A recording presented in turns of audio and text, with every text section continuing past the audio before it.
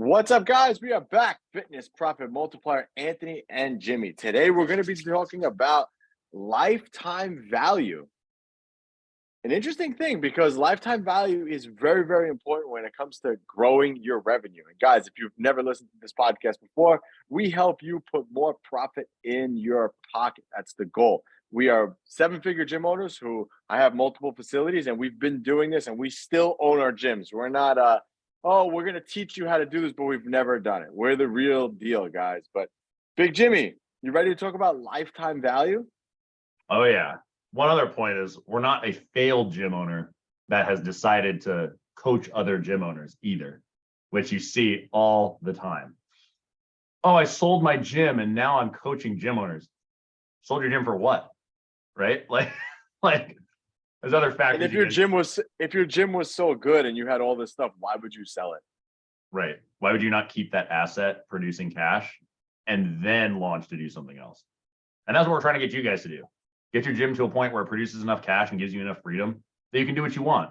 This year, I'm coaching a high school wrestling team because I have the freedom and time to do that. That's a big commitment, right? 3 hours a day plus tournaments on the weekends, and I'm there for those kids, which is super fun for me because my gym does not require me anymore, right? So just food for thought, guys. If you have other aspirations for your life, if you just want to sit at home with your kids and get your business to produce the cash that you want it to produce, to have the life that you want, and you want that seven-figure run rate, because that's kind of a lot of times the pinnacle of the personal training business. Just keep listening, and you can get on a call with us too. But let's talk about. Well, don't just listen. Don't just listen. You got to take action. Take action. That's one of the main things is you got to take action. I mean, so far in all the episodes that we've done so far, if you've taken action on everything that we've given you so far, you should be at this point profiting pretty well. Yeah. And having a little bit more time freedom too, because we talked about hiring, all the things necessary to have that freedom so you can spend more time with your kids and be a better dad, you know? Sometimes it takes a little bit of time, but listen to the podcast, take some action, and in 90 days, your life will be different. Very. Guaranteed, or your money back. Yeah.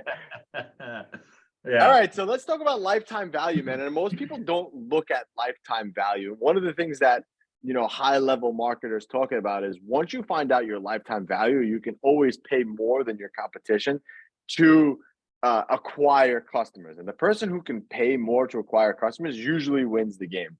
And actually, I forgot to tell you this, man. I should have told you this off the air, but it's kind of relating to lifetime value.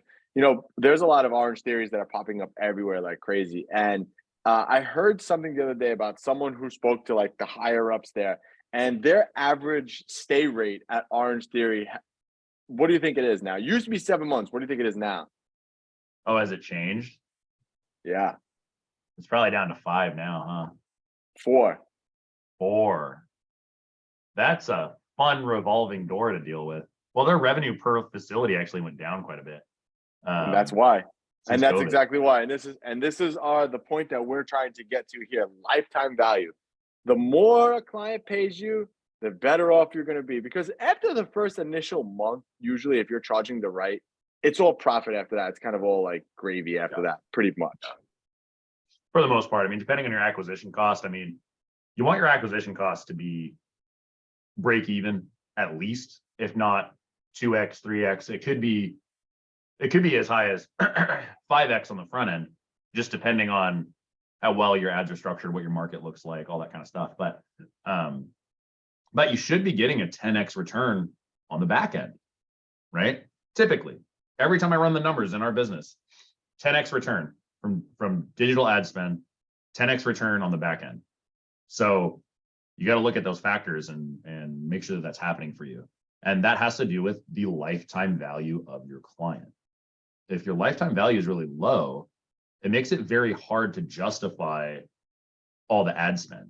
Yes, you may be profitable on the front end, right? But that profit pales in comparison to a lifetime value that's very high. And lifetime value has to do with a couple of different factors, right? We look at retention, right? How long is that person staying with you? How much are they paying? And how many other things are they purchasing from your business? And those are really the big things. A lot of guys will say, how do you increase lifetime value, right? There's these three factors people talk about, right? Stay longer, pay more, and I'm blanking on the third one. Buy more, pay Buy more, right? more Yeah, like we transactions. just talked about, buy more stuff, right? Yeah. So, which is kind of like pay more. So there's kind of 2 and then 2B, right?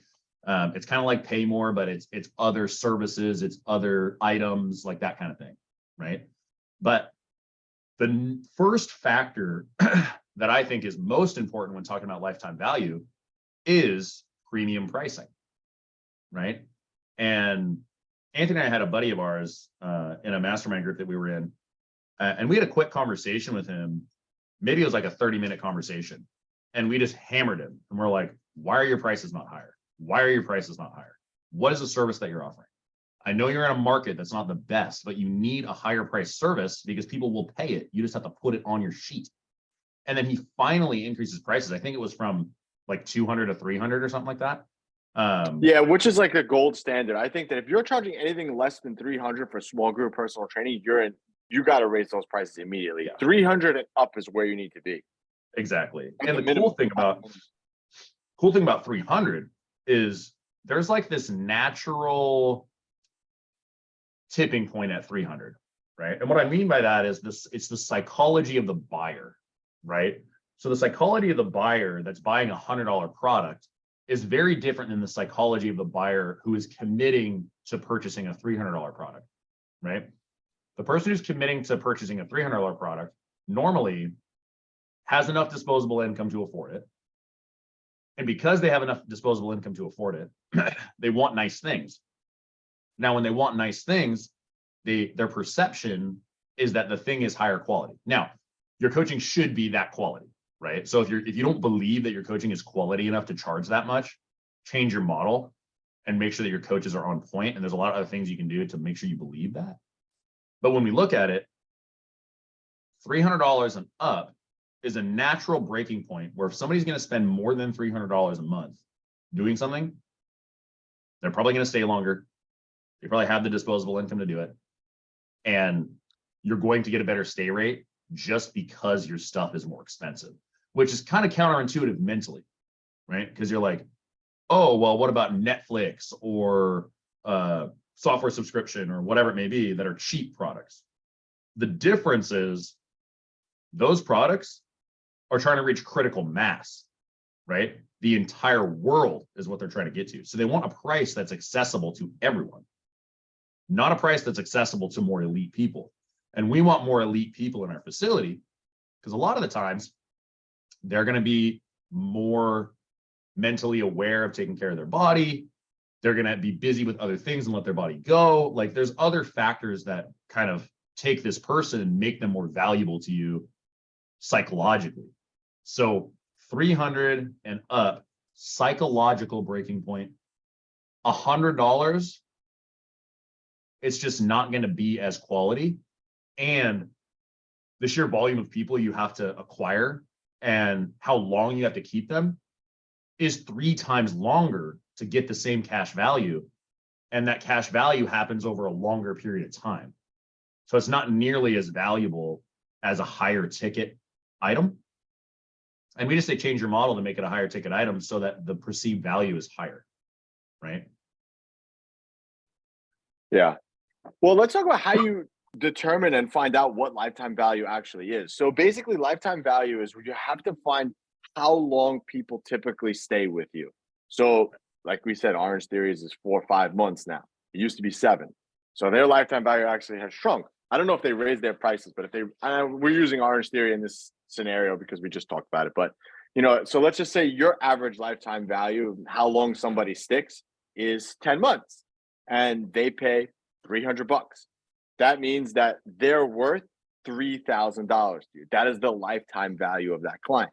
So now that we know that number, we know that that's what each client is worth to you. So when you sign somebody up, it's not worth 300, it's really worth 3,000 because that's how long typically on average they'll stay.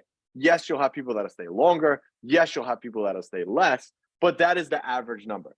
So now that we have that kind of baseline, we need to figure out what do we need to do in order to increase that?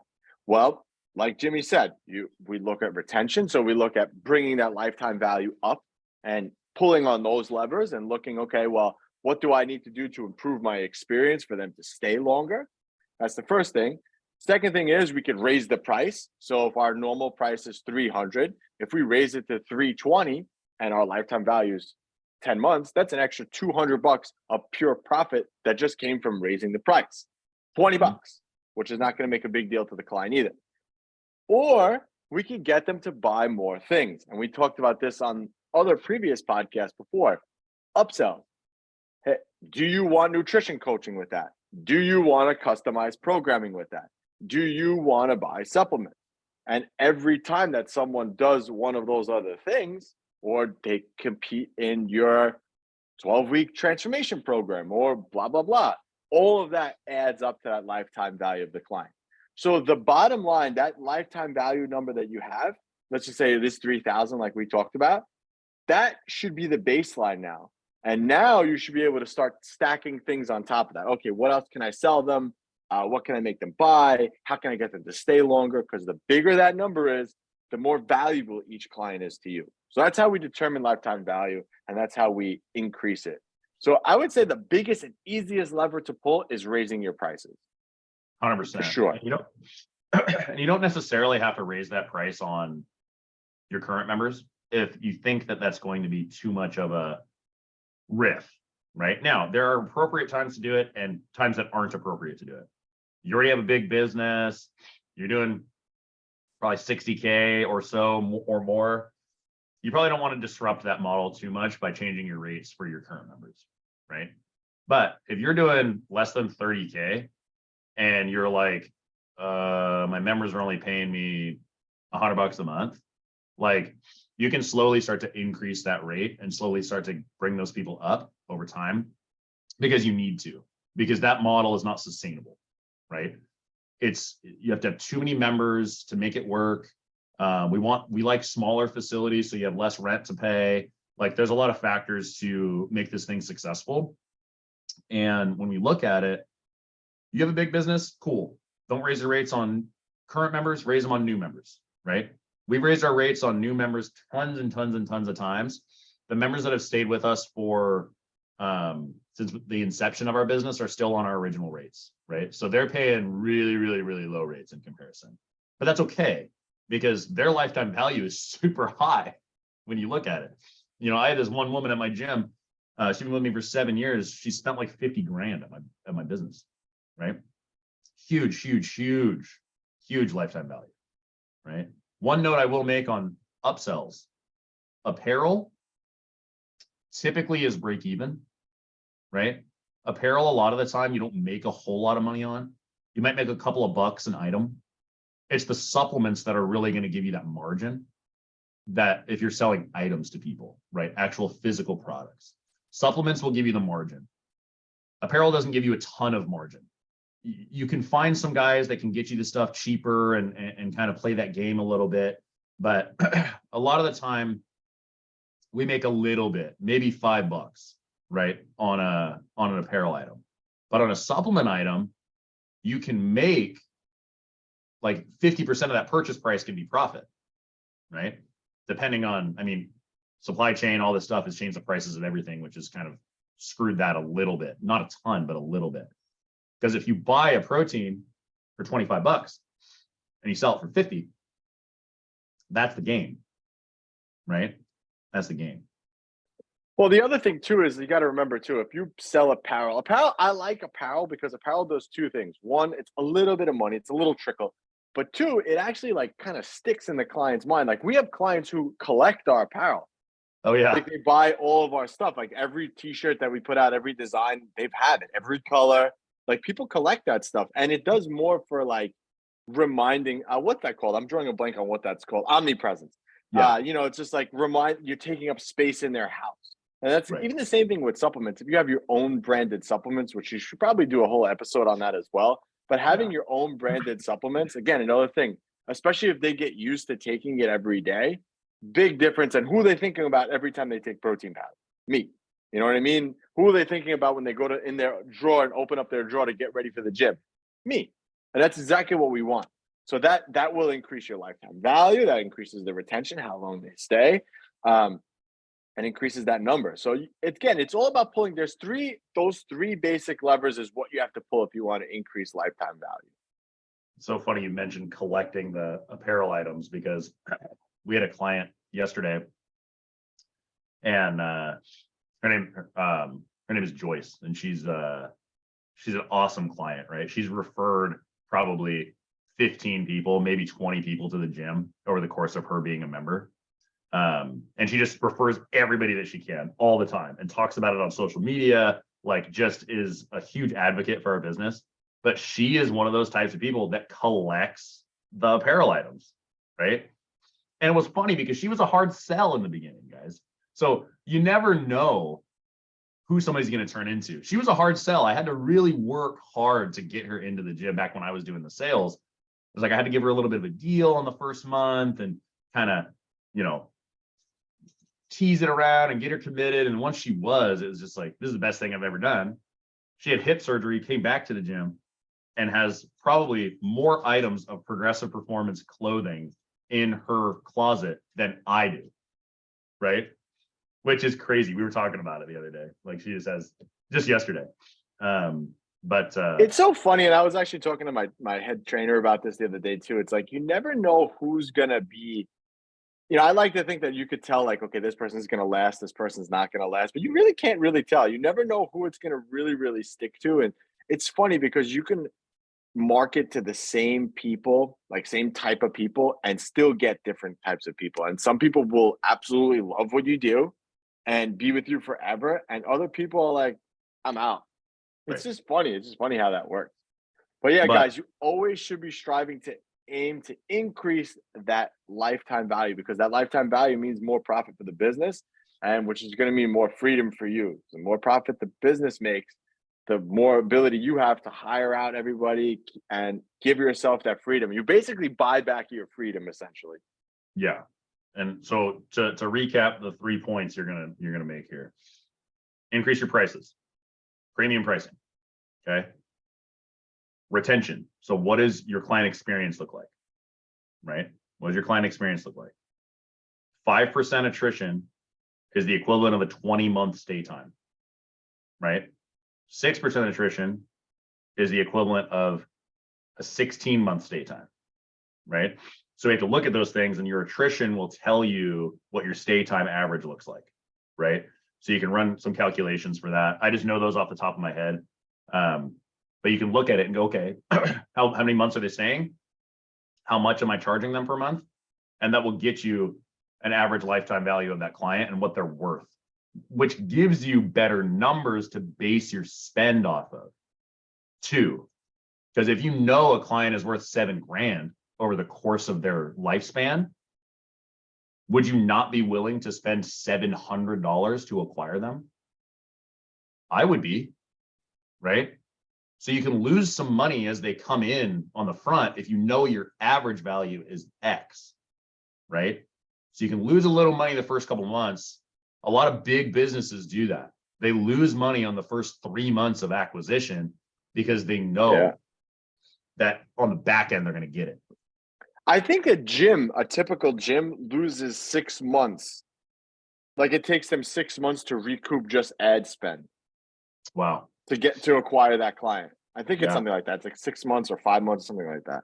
But it's just interesting to know, because those places have big, deep pockets, so they can do that, right? Yeah. But like us guys who are, bootstrap this thing from the ground up, we can't do that, guys. We got rent to pay, we got bills to pay, we got families to raise, and your kid needs braces, or your kid has to go to the dentist, or it's someone's birthday. You need to have all this money ready at your disposal. You don't have all these investors behind you to do this. It's just you. You are the head honcho running this ship. And this is why we put this info out, because we were in your shoes before, where, and again, even still, like, I'm always still looking to how can we increase lifetime value. This is still something that I'm doing constantly, and when you get to these higher up roles in the business, where you spend more time thinking, and I would say doing mental gymnastics about all these things, when you get to the level that Jimmy and I are at. Yeah, and I would push back on that a little bit, saying that once you are to a level, where you understand the game and you're making enough revenue, you can lose more on the front. So Yeah. it goes back to those who can spend the most to acquire the client win, right? But taking that risk in the beginning is very hard because you're not even making any money, right? You're making zero money off of the business in the beginning. So in the very beginning, it's hard to lose money on acquisition, right? As you get bigger, you can lose money on acquisition and potentially beat out your competition by doing that. That's a whole nother discussion because not a lot of you guys are there, guaranteed, right? A lot of gym owners we talk to are stuck at 20K a month. At 20K a month, you don't want to lose on the front end. You want that acquisition to be profitable. So we have to think about what that means for you. But you got to know your lifetime value numbers to really determine what that looks like. So we look at retention, premium pricing, retention, which is client experience, and your other profit centers in your business. And how are you getting all of that to work together to bring up that total lifetime value of your client and ultimately generate more profit, more freedom, and a better business? And I'm going to add 4 to that. So we can call it like 3B. The last one is going to be referrals. That's another thing too, which is very hard to calculate that into lifetime value. And I know what we're talking about is something totally different, but you brought it up before and it got me thinking about it. I have like the client who collects the shirts has probably referred us about 8 to 9 other clients. That's a lot of people, even though those numbers technically don't add to her lifetime value, but she's really valuable to the business in that sense because she's referred so many people to you. So that's like an added benefit. Remember, the longer they stay, the more they engage, the more people they're going to bring. And that also adds lifetime value technically to that person, but not technically. So that's like a hidden one there. But one of the things, it's kind of like an added bonus to doing everything that we're talking about. But guys, if you're struggling with this and you're at 20K right now, we want to help you add 10 more clients within the next week. That's right. No gimmicks, 10 clients with 0 ad spend. So if you click that link below, you can get our free training that we put together to help you to get those 10 clients in the next 7 days with 0 ad spend. So click on that. This is Anthony and Jimmy, Fitness Profit Multiplier. We are out.